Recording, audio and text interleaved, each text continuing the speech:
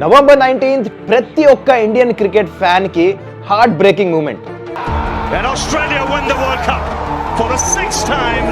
మరి ఇలాంటి మూమెంట్ ని మర్చిపోవడానికి ఇండియాకి దొరికింది ఒక గ్రేట్ ఆపర్చునిటీ.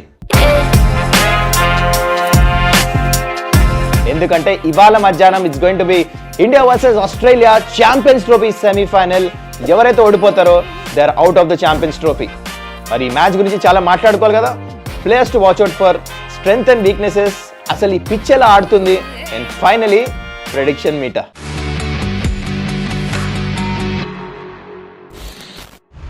నమస్కారం, వెల్కమ్ టు సుమన్స్ డగౌట్. ఎలా ఉన్నారు అందరూ? I hope you doing well. అయితే ఇవాళ నుంచి మనం ఒక కొత్త సెగ్మెంట్ స్టార్ట్ చేస్తున్నాం. దాని పేరు లెట్స్ కనెక్ట్. అంటే ఈ సెగ్మెంట్లో మీరు అడిగే క్వశ్చన్స్ కింద కమెంట్స్లో దాంట్లోంచి కొన్ని ఇంట్రెస్టింగ్ క్వశ్చన్స్ తీసుకొని దానికి క్లారిటీగా ఇన్ డీటెయిల్ నేను ఆన్సర్ ఇస్తాను. ఇంకెందుకు ఆలస్యం, స్టార్ట్ చేసేద్దామా? ఎందుకంటే లాస్ట్ వీడియోలో కొన్ని క్వశ్చన్స్ వచ్చినాయి, దాంట్లోంచి కొన్ని ఇంట్రెస్టింగ్ క్వశ్చన్స్ పిక్ చేశా. చలో let's start the segment. First interesting question Sai Manoj నుంచి వచ్చింది. ఇండియాకి అన్డ్యూ అడ్వాంటేజ్ ఉంది, ఒకటే పిచ్ మీద ఆడుతున్నారు ఈ ఛాంపియన్స్ ట్రోఫీలో. వేరే టీమ్స్ అందే వేరే వేరే వెన్యూస్లో ఆడుతున్నారు. ఇది ఇండియా చేస్తున్న పాలిటిక్స్ ప్లస్ ఇండియాకి అన్డ్యూ అడ్వాంటేజ్ ఉంది. It's a fair enough question. To answer that first let me tell you, India ఇంకా పాకిస్తాన్ మధ్యలో పొలిటికల్ సిచ్యువేషన్ ఏదైతే ఇప్పుడు నుంచే కాదు చాలా రోజుల నుంచి ఉందో, ఇండియా గవర్నమెంట్ దాని నుంచి it's not allowing Indian team to travel to Pakistan. ఇది డిసిషన్ తీసుకుంది బీసీసీఐ కాదు, ఇండియన్ గవర్నమెంట్. అండ్ నెంబర్ 2, మీకు గుర్తుందా 2009 శ్రీలంకన్ క్రికెట్ టీమ్ బస్ మీద అటాక్ అయింది. లక్కీలీ ప్లేయర్లు ఎవరు చనిపోలే, ఏం అవ్వలేదు, ఇంజురీస్ అయితే అయినాయి. ఒక విరాట్ కోహ్లీ, ఒక రోహిత్ శర్మ ట్రావెల్ చేసి, ఇన్ఫ్యాక్ట్ అందరు ప్లేయర్లు దే ఆర్ నేషనల్ ట్రెజర్. ఏమైనా అవుతే who is the guarantee? So అది సంగతి. అయితే ఇప్పుడు సిచ్యువేషన్ అలా ఉంది. సో ఇండియన్ గవర్నమెంట్ అలౌ చేయలేస్తే బీసీసీఐ ఏమన్నారంటే మేము ఎక్కడైనా ఆడతాం మ్యాచ్లు, మీరు ఎక్కడైనా పెట్టండి. కానీ పాకిస్తాన్ ఏమన్నారు, కాదు మేము 29 years వరకు ఇంతవరకు ఐసీసీ ఈవెంట్ అవ్వలే, మేము ఇక్కడే ఆర్గనైజ్ చేస్తామని. Which is fair enough. Pakistan కూడా పాపం, ఎందుకంటే ఐసీసీ ఈవెంట్స్ అవ్వలే, వాళ్ళకు కూడా ఫండ్స్ రావట్లేని అక్కడ పెట్టాల్సి వచ్చింది, పెట్టారు. They are organising it well. 29 years తర్వాత వాళ్ళకి వచ్చింది కాబట్టి they are also fair enough ఏదైతే అడిగారో. సో సిచ్యువేషన్ ఎలా ఉండింది? క్లోజెస్ట్ వెన్యూ ఏంటి? దుబాయ్. సో ఎనీవేస్ నేనేమంటా అంటే finally it's not about politics of India or anything. ఇది బీసీసీఐ కరెక్ట్ డిసిషన్ తీసుకుంది, ఐసీసీ కరెక్ట్ డిసిషన్ తీసుకుంది, ఈవెన్ పాకిస్తాన్ క్రికెట్ బోర్డు కూడా కరెక్ట్ డిసిషనే తీసుకుంది. This is a situation. ఇది politics of any association, any one taking కాదు. ఇది జస్ట్ ప్యూర్ సిచ్యువేషన్. అది డెఫినెట్లీ ఇండియాకి పాజిటివ్ కింద మారింది. యాడెడ్ అడ్వాంటేజ్ అయితే డెఫినెట్లీ ఉంది. దీంట్లో అయితే it's an open secret. Next question Sampath Kumar నుంచి వచ్చింది.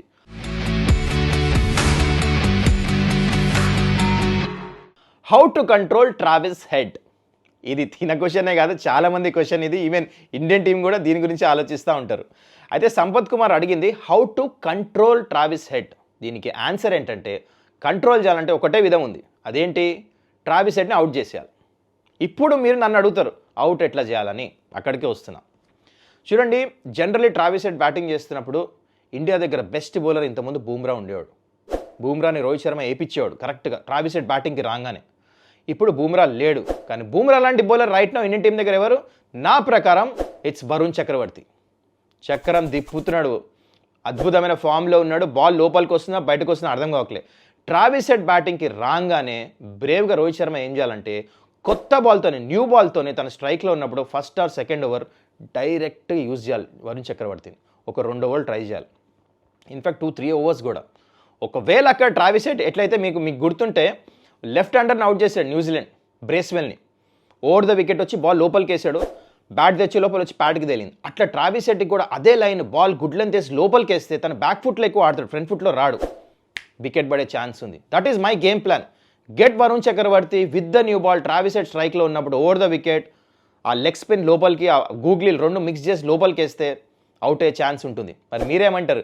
మీ ప్లాన్ ఏంటి? ట్రావిస్ హెడ్ని ఎట్లా అవుట్ చేయాలో కింద కమెంట్ చేయండి. And last question for today, Sairam అడుగుతున్నారు.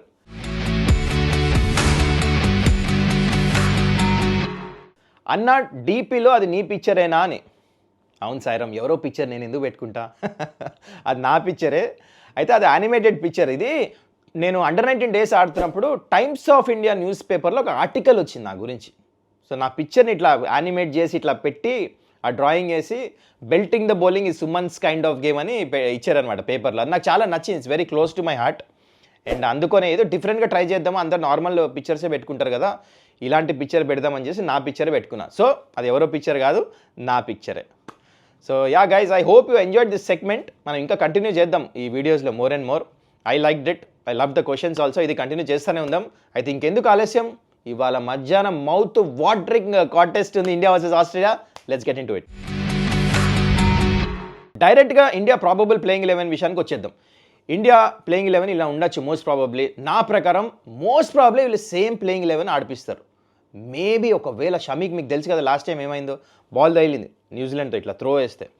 సో అదేమైనా సోర్ ఉంటే తన ప్లేస్లో హర్షిత్ రాణా రావచ్చు. Otherwise I don't see any changes. మరి మీరేమంటారు, ప్లేయింగ్ 11లో ఏమైనా మార్పులు ఉండాలా, ఎక్స్ట్రా ఫాస్ట్ బౌలర్ని ఆడిపియాలా, 3 స్పిన్నర్లు చాలా లేకపోతే 4 స్పిన్నర్లా, ఏంటి మీరు ఏమనుకుంటున్నారు కింద కమెంట్ అయితే చేయండి. నా ప్రకారం సేమ్ ప్లేయింగ్ 11. మేబీ సోర్నెస్ ఉంటే హర్షిత్ రాణా రావచ్చు, ఎందుకంటే మిడిల్ ఓవర్స్లో బౌన్సర్స్ వేస్తాడు, లాస్ట్ ఓవర్లో కూడా is slightly better than Shami అనిపిస్తున్నాడు నాకు. మరి ఇట్స్ డిఫికల్ట్ కాల్, మరి చూద్దాం ఇండియన్ మేనేజ్మెంట్ ఏం తీసుకుంటుందో. And coming to players to watch out for, Axar Patel batting bowling రెండూ చేస్తాడు, మంచి ఫామ్లో ఉన్నాడు. లాస్ట్ మ్యాచ్ కూడా న్యూజిలాండ్తో మంచిగా వేసాడు, బ్యాటింగ్లో కొట్టాడు. కాబట్టి I just feel that Axar Patel will play important role. And coming to strength and weaknesses of Indian team, first strength వచ్చేసి 4 స్పిన్నర్లు సాలిడ్ ఫామ్లో ఉన్నారు. ఎస్పెషలీ వరుణ్ చక్రవర్తి వచ్చిన తర్వాత ఈజ్ బిగ్గెస్ట్ స్ట్రెంగ్త్ ఇండియాకి. అండ్ నెక్స్ట్ వచ్చేసి ఇండియా బ్యాటింగ్ లైనప్ నెంబర్ 8 దాకా ఆడతారు, అండ్ స్పిన్ చాలా మంచిగా ఆడతారు. అండ్ ఇంకొక స్ట్రెంగ్త్ వచ్చేసి కండిషన్స్ని మనం ఆల్రెడీ అలవాటు చేసుకున్నాం. This is the biggest strength ఇండియాకి. అండ్ వీక్నెసెస్ విషయానికి వచ్చేస్తే చాలా ఆలోచించే, ఎక్కువ వీక్నెసెస్ లేవు కానీ ఒక్కటి మాత్రం ఉంది, అదేంటంటే ఇండియా 2 ఫాస్ట్ బౌలర్స్తోనే ఆడుతున్నారు. ఒకవేళ ఎవరైనా బ్రేక్ డౌన్ అవుతే Hardik Pandya and Shami 2 are injury prone. ఏమన్నా మ్యాచ్ మధ్యలో జస్ట్ అట్లేమన్నా అవుతాయి, నిగిల్ ఒకటే ఫాస్ట్ బౌలర్ చాలా తక్కువ అయిపోతారు. ఇది ఒక్క స్లైట్ వీక్నెస్ ఉంది. Otherwise I don't see any weakness of Indian team. Australia probable playing 11 ఇలా ఉండొచ్చు. అయితే ప్లేయింగ్ 11లోంచి ఒక్క మార్పు వీళ్ళు కంపల్సరీ చేయాలి, ఎందుకంటే మాథ్యూ షాట్ ఇంజూర్డ్ అయిపోయాడు ఓపెనర్. తన ప్లేస్లో ఒక టెంప్టింగ్ ఆప్షన్ ఉంది, జేక్ ఫ్రేజర్. ఫాస్ట్ ఆడతాడు, తను 1 వే ట్రాఫిక్, కాకపోతే ఈ పిచ్లో సూట్ అవ్వడు నా ప్రకారం. ఈ స్లో వికెట్ మీద అవుట్ అయిపోతాడు జల్దీ. అందుకనే వాళ్ళు చాలా ఇంటెలిజెంట్, అట్లానే ఆలోచిస్తారు ఆస్ట్రేలియా కూడా. అందుకని నాకు అనిపిస్తుంది ఒక రిప్లేస్మెంట్ ప్లేయర్ని తీసుకొచ్చారు 15లో. తను ఎవరంటే Cooper Connolly, left hand spinner, left hand batter. డొమెస్టిక్లో మంచి పర్ఫార్మెన్స్ ఉంది, 2 మ్యాచ్లు ఆడాడు T20 కూడా ఆస్ట్రేలియాకి. తను ఆడతాడు లోవర్ ఆర్డర్లో. ఓపెనింగ్ ఏమో అలెక్స్ క్యారీ వస్తాడు అనిపిస్తుంది. If I was Australian coach I will do that. ఎందుకంటే రెప్యుటేషన్తో ఎప్పుడు వెళ్ళదు, పిచ్ కండిషన్స్కి ఎవరు ఎట్లాంటి రోల్ ఆడబోతున్నారు దాని ప్రకారం ప్లేయింగ్ 11 సెలెక్ట్ చేయాలి. నా ప్రకారం ప్రాబబుల్ ప్లేయింగ్ 11 ఆఫ్ ఆస్ట్రేలియా ఇట్లా ఉండొచ్చు. అయితే player to watch out for Australia Travis head కాదు. ఈ పిచ్లో నాకు ఎందుకు అనిపిస్తుంది, ట్రావిస్ హెడ్ కొట్టాడు స్లో వికెట్, టర్నింగ్ వికెట్లో, తన స్టైల్ ఆఫ్ బ్యాటింగ్ సూట్ అవ్వదు అనిపిస్తుంది. అందుకని I'm going with English is a very smart player.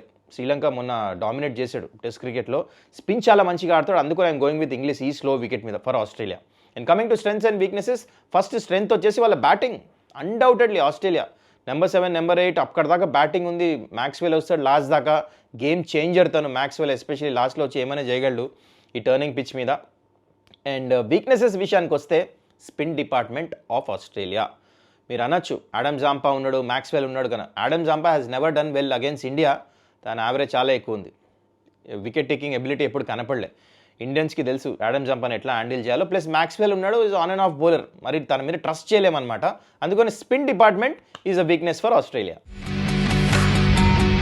So venue విషయానికి వచ్చేద్దాము. ఆల్రెడీ గ్రౌండ్ చూశారు, దుబాయ్లోనే ఇండియా మ్యాచెస్ ఆడుతూ ఉన్నారు కాబట్టి మీకు అన్నీ తెలిసిపోయినాయి. అదే 250 మ్యాచ్ విన్నింగ్ స్కోరు, అదే స్లో పిచ్, అదే స్పిన్నర్స్ ప్లేలో వస్తారు, అన్ని విషయాలు తెలుసు. అయితే ఇంపార్టెంట్ క్వశ్చన్ ఏంటంటే టాస్ గెలిస్తే ఏం చేయాలి క్యాప్టెన్స్. ఫస్ట్ ఇండియన్ టీం గురించి డిస్కస్ చేద్దాం. ఇండియా నా ప్రకారము, నేను చెప్పే ముందు మీరు చెప్పండి, కింద కమెంట్ అయితే చేయండి. ఏం చేయాలి ఇండియా, ఫస్ట్ బ్యాటింగా సెకండ్ బ్యాటింగా? ఓకే, అకార్డింగ్ టు మీ ఇండియా సెకండ్ బ్యాటింగ్ చేయాలి, ఎందుకంటే under light slightly pitch better అవుతుంది. ప్లస్ ఆస్ట్రేలియా దగ్గర అంత మంచి స్పిన్నర్స్ లేరు ఆపటానికి, సో వాళ్ళు ప్రెషర్లో ఉంటారు. ఎందుకు risk? Afternoon time is more difficult time to bat than under lights, simple. Plus Australia దగ్గర అంత మంచి బౌలింగ్ లేదు కాబట్టి it's better to bat second for India. And Australia ఏం చేస్తారు, వాళ్ళు కొంచెం కన్ఫ్యూజ్డ్ ఉంటారు. కన్ఫ్యూజ్డ్ ఉండనియండి, మనకెందుకు వాళ్ళకి ఏం చేస్తే, మనం ఏం చేయాలో మనకు తెలుసు కదా. మరి మీరేమంటారు, ఇండియా టాస్ గెలిస్తే? కింద కమెంట్ అయితే చేయండి. ఫైనలీ మీ అందరి favourite prediction meter. India Australia ఎప్పుడు మ్యాచెస్ ఆడినా చాలా క్లోజ్ మ్యాచెస్ అవుతాయి. They are one of the best teams in the world. Cricket intelligence at its peak. అయితే ప్యూర్లీ బికాస్ ఆఫ్ కండిషన్స్, అంటే ఈ పిచ్, ఈ గ్రౌండ్ ఆల్రెడీ ఇండియాకి అలవాటు అయిపోయింది. 3 మ్యాచ్లు ఆడున్నారు. ఇండియా దగ్గర బెటర్ స్పిన్నర్స్ ఉన్నారు. ఆస్ట్రేలియా దగ్గర స్పిన్ డిపార్ట్మెంట్ అనేది కాస్త వీక్ ఉంది. అందుకనే I'm going with India to win this match 70%. మరి మీరేమంటారు? ఇండియా గెలుస్తుందా, ఆస్ట్రేలియా గెలుస్తుందా ఈ సెమీఫైనల్? కింద కమెంట్ అయితే చేయండి. మళ్ళీ మనం ఈ మ్యాచ్ ప్రివ్యూలో కలుద్దాం. Don't forget to subscribe to my channel. Till then take care. See ya, bye.